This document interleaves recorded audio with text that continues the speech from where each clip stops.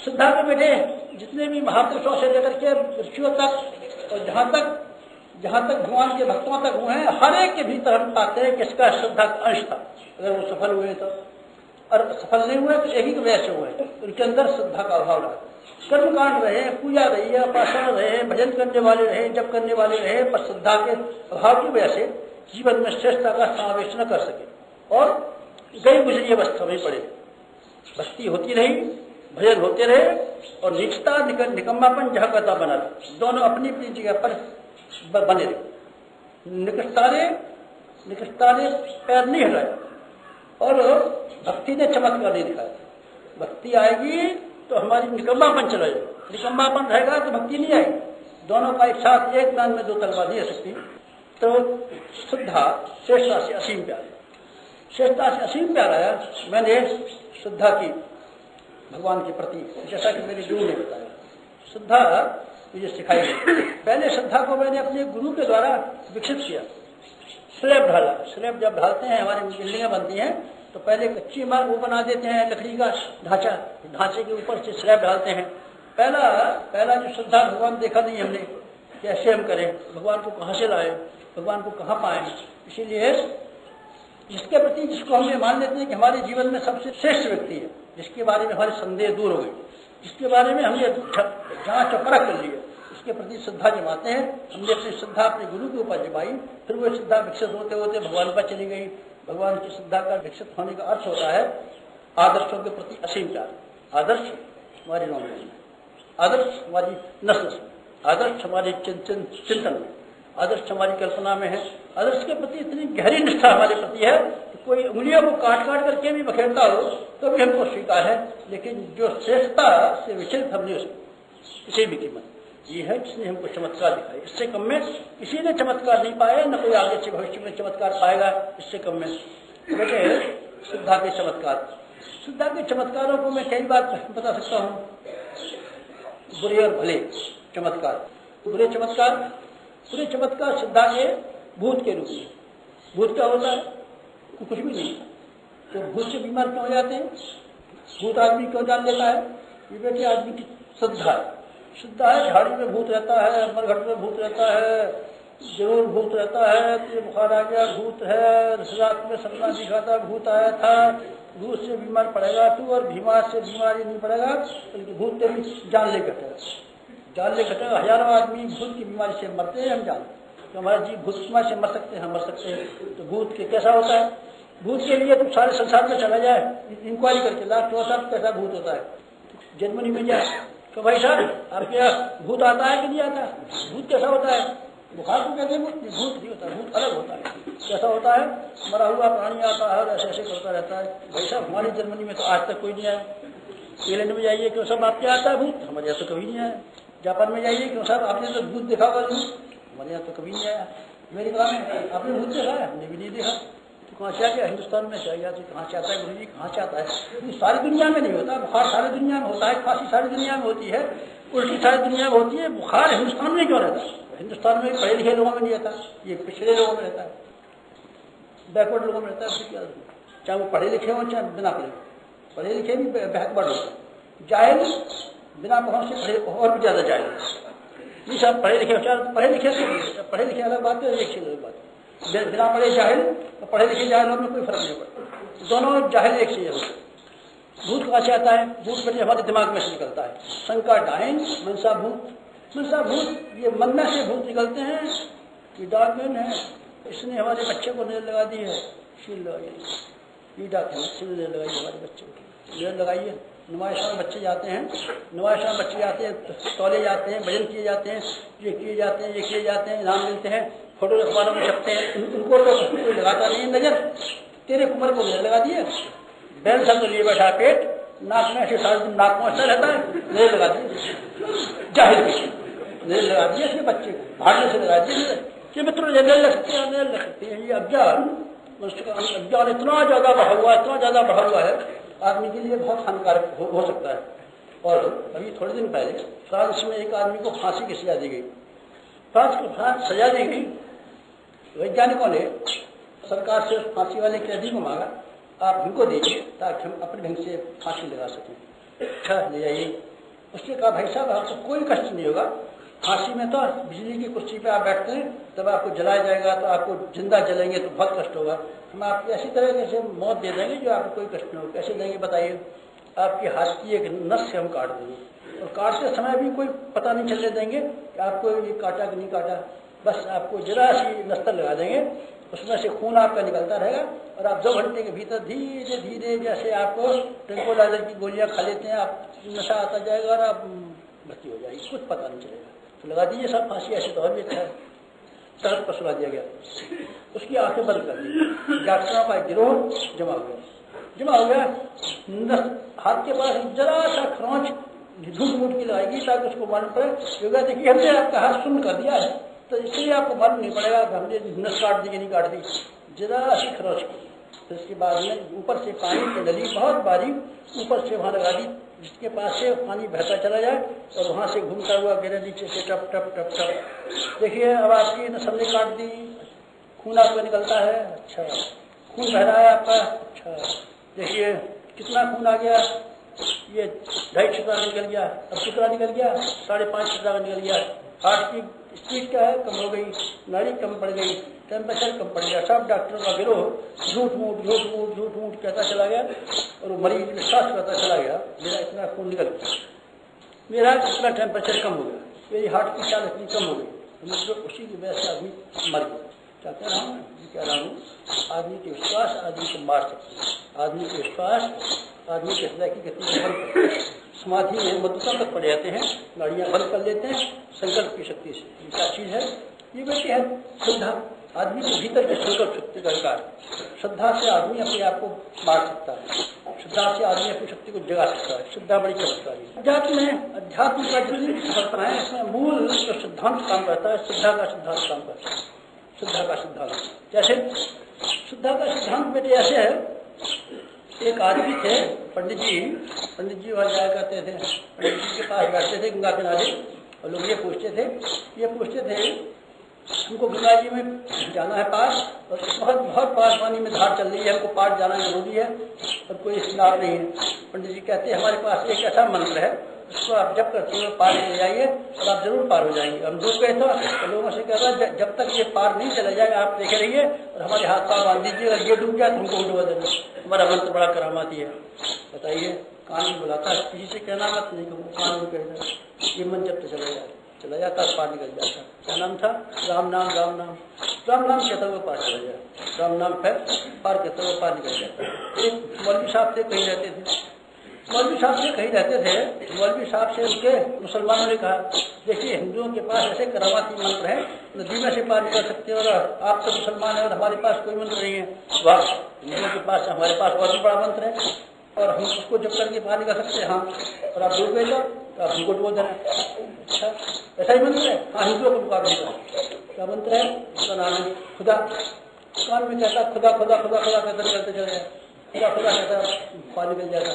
खुदा खुदा एक आदमी था, कैसा आदमी था? जैसे आप, उसने कहा राम धन खुदा, दोनों को मिला दो, दोनों का घोट करके मिक्सचर बनाने से क्या हो जाएगा?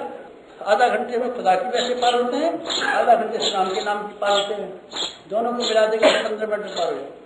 इसलिए उसने जब करना शुरू किया, राम खुदा राम खुदा राम खुदा राम खुदा,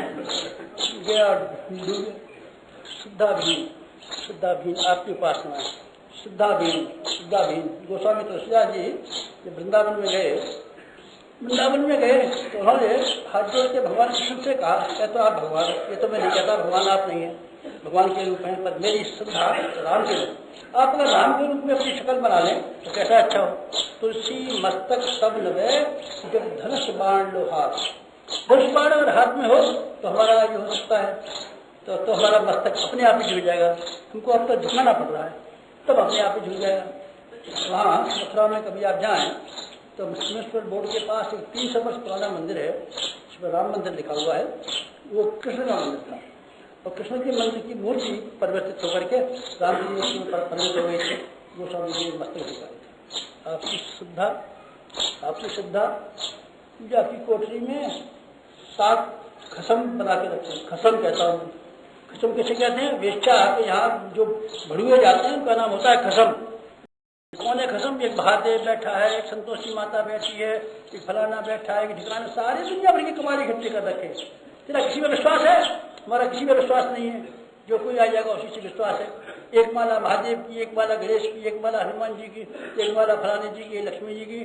सास मामा का भांजा भूखा मरता है, जानता ही नहीं जानता। सास मामा थे और भांजा था। सातों मामा अपने गया, उसने कहा अच्छा तू वहाँ जाना होगा, हाँ वहीं चला जाऊंगा। वहाँ से आया है मामा क्या रोटी खा के आया होगा, हाँ।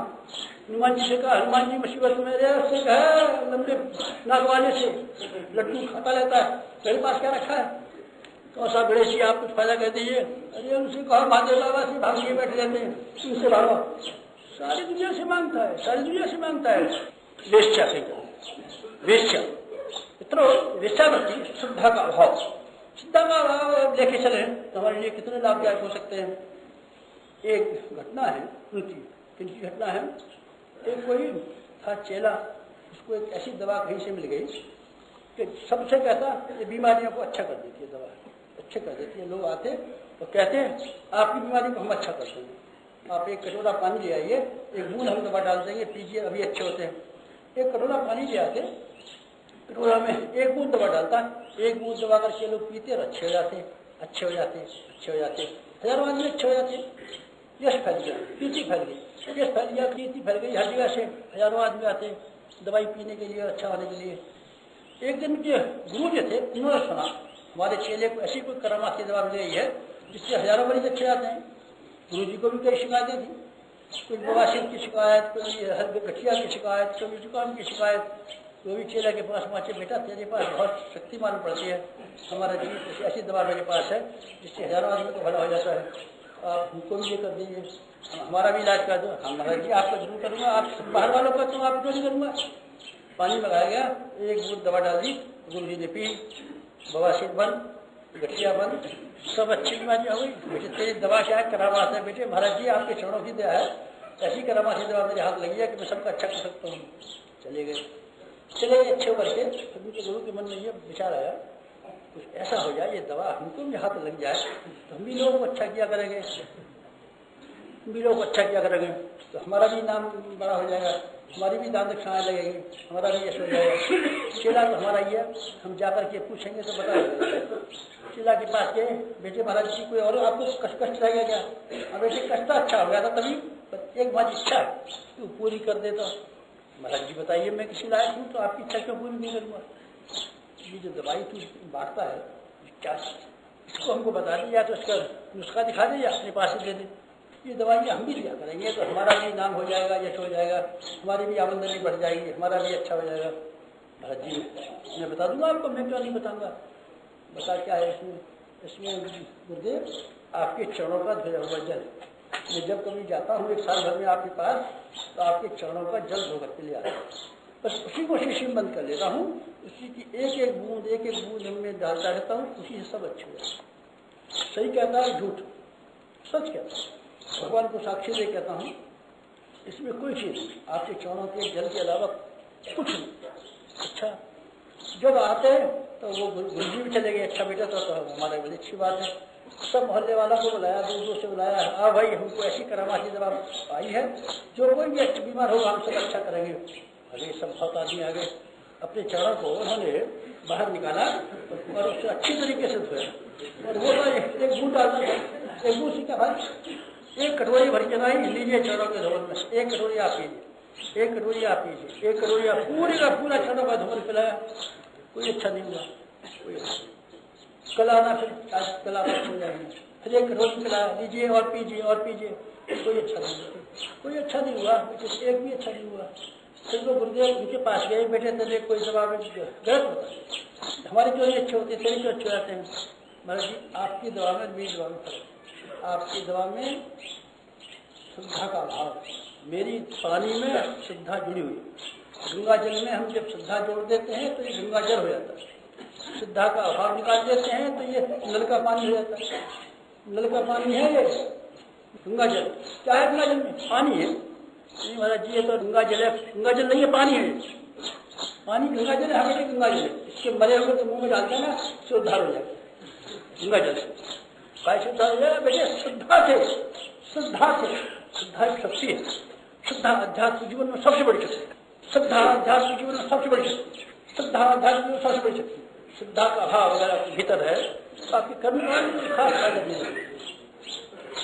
श्रद्धा के बारे में एक सन 1660 की एक घटना है। एक अमेरिका में पादरी रहता था, टॉमस पादरी रहता था। टॉमस ने सब जगह कहलवा दिया, सबसे कहता था भगवान का नाम लिया करो, श्रद्धा से भगवान का नाम लो, तुम्हारा कल्याण हो जाएगा। इसीलिए कोई बात सुबह नमाज तो पढ़ लेते थे, प्रेयर तो कर लेते थे, पर श्रद्धा किसी में नहीं लगी। पादरी ने दूर दूर के आदमियों को बुलाया। उन्होंने कहा तुम श्रद्धा की शक्ति को नहीं मानते? हमें तो मालूम नहीं क्या श्रद्धा होती है। देखो श्रद्धा की शक्ति का चमत्कार दिखाते हैं। एक रस्सा उसने नियाना फॉल, अमेरिका में नियाना फॉल सबसे बड़ा फॉल है, ऊपर से गिरता है झरना और बड़ी भयंकर आवाज से गिरता है, बहुत आवाज निकलती है उसकी, बहुत गहरा, बहुत भयंकर झरना है। दुनिया में इतना बड़ा झरना कहीं भी नहीं है जितना नियाना का फॉल है। उसके एक किनारे पे पेड़ से उसने रस्सा बांधा और नाव में बैठ करके दूसरी पास चला गया। उस रस्से को उसने दूसरे पेड़ से बांध दिया, दोनों पेड़ों के बीच में, झरना बीच में, और दोनों ओर वो पेड़ों से रस्से बांध दिए। अब लोगों से कहा देखिए मैं बाजीगर तो नहीं हूँ, नहीं आप बाजीगर नहीं हैं। हम सर्कस में तो काम नहीं करते, नहीं सर्कस में आप काम नहीं करते, सर्कस में आप काम नहीं करते। हम कोई नट तो नहीं है, नहीं आप नहीं नट, आप तो पादरी हैं, आपने जब से जन्म लिया है तब से हम इसी गरजे में काम करते हुए देखते हैं। देखो मैं श्रद्धा का चमत्कार दिखाता हूँ। एक रस्सा दूसरे बंधा हुआ था, श्रद्धा के सहारे पादरी टॉमस चढ़ा और उस पर एक पाँव रखता हुआ 4 फरलांग की चौड़ाई पूरी करके उस पार चला गया। लोगों से कहा श्रद्धा का चमत्कार देख लिया? हाँ साहब, श्रद्धा में बड़ी शक्ति होती है, श्रद्धा का बड़ा महत्व है, श्रद्धा की बड़ी सामर्थ्य होती है। तो ये बात सुन ली तो टॉमस ने उनमें उनसे कहा आप लोग श्रद्धा की शक्ति को मानते हैं, तो फिर मैं दोबारा जहाँ से आया हूँ फिर उसी रास्ते पर चल करके फंस जाऊँगा उस पार। आप में से एक आदमी आया और मेरे कंधे पर सवार हो जाए, उसको भी लेकर के मैं पार चला जाऊँगा। आइए कोई तैयार नहीं, एक भी तैयार नहीं हुआ। तब टॉमस चुप बैठा हुआ था। उसने अपने 11 वर्ष के बेटे से कहा बेटे तुम हमारे पर विश्वास करते हो? हम तुम्हें डुबोएंगे तो नहीं, आप कैसे डुबो सकते हैं, आप तो हमारे पिता हैं। तो फिर आप हमारे कंधे पर बैठ, हम तुम्हारे समेत उस पार चलेंगे तो तुमको पार लगा देंगे। बच्चा कंधे पर सवार हो गया, कंधे पर रख करके टॉमस फिर उसी रस्से के ऊपर से धीरे धीरे पैर बढ़ाता हुआ चला गया और 4 फरलांग का फिर रास्ता पार कर दिया। 4 फरलांग गया था रास्ते पर से, 4 फरलांग फिर आया जाकर के वही जगह पहुंचा। लोगों से उसने कहा आप लोगों का विश्वास यदि भगवान पर रहा होता, आदर्शों पर रहा होता, तो जैसे मेरा बच्चा मेरे साथ पार हो गया और सारे अमेरिका में इसका हिजश हो गया, आप भी उसी तरीके से पार हो जाते। बेटी मेरी श्रद्धा उसमें जिंदगी के खिलवाड़ भी शामिल, बड़े से बड़े नुकसान भी शामिल है। मैंने अपने बॉस के, मैंने अपने मास्टर के, मैंने अपने मंत्र के ऊपर सच्चे मन से श्रद्धा। उसने कहा हमारे कंधे पर बैठो। मैं उनके कंधे पर बैठ गया भैया इसके ये ख्याल करने के कि मैं बचूंगा कि डूबूंगा। अपनी बाप के कंधे पर बैठा हुआ, अपने बॉस के और अपने मास्टर के कंधे पर बैठा हुआ, लेकिन मैं पार हो गया हूँ। मेरी मंत्र के चमत्कार, मेरी शक्ति के चमत्कार, मेरी उपासना की शक्ति, उपासना का बल, ये है जो मैं आपसे निवेदन कर रहा था।